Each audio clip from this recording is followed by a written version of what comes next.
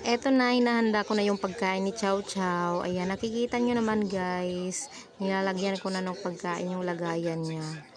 Ayan, hindi na kasi makapagintay yung isa dyan. Akala mo naman ay aagawan siya ng pagkain. Igulay naman yan. Obviously, ikaw lang ang kumakain yan, Chow Chow, diba? Hay nako. Hay nako. Sa dami ng pwedeng maging pet, ikaw pa. Joke lang. Syempre, love na love kita. Kaya ayan. Sabi nga nila, mas magandang pakainin ng gulay ang bata ay aso rin pala. So, ayan. Ang saya ko kasi kumakain ka ng gulay. So, ayan, tirahin mo na yan, Chow, ha? Tirahin mo ng tirahin. Yan.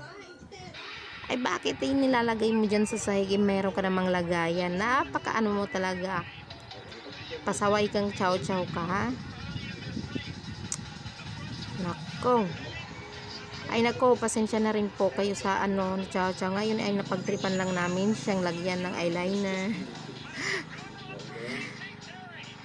Kahit lalaki, walang magawa. Pati asob na pagtripan. Yan, ganyan po talaga siya kumain. Huwag na kayong dyan. Huwag na kayong mag-isip-isip pa ng kung ano. Ganyan lang siya kumain ng kalat. May lagayan naman, no, pero bakit dyan yan nilalagay sa sahig? Ewan ko ba dito sa aso namin. So, ayan na nga. Kalabasan ang tinira niya. Sarap na sarap yung aso. Pinapak lang, oh.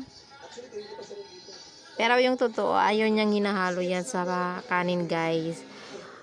Mas siya, mas bibo siya kumain ng gulay na ganyan lang. Pag ginalo mo yan sa kanin, nako. Kunti lang ang kakainin nun, hindi ubusin. Unlike dito, ubos talaga. Ubos talaga. Inulit lang eh. Ay nako.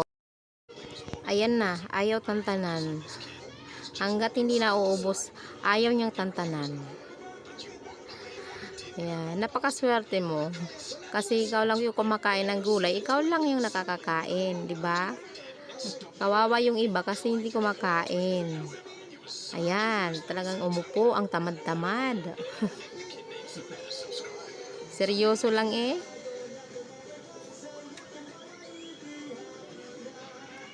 Parang nagmukbang na siya. Nagmukbang ka na, Chow. Naku, nakakatuwa naman pag ganito. Sana gulay ka na lang parati sa sobrang mahal ng mga bilihin ngayon. Naku po, ang hirap magkarni-karni, mag-isda-isda o manok man lang. Ayan, kahit gulay, sapat na sa'yo, okay na. Diba? Huwag ka nang mag-arating, mahal pa ng bigas ngayon, Diyos ko. Ayan, sinimot talaga niya, guys.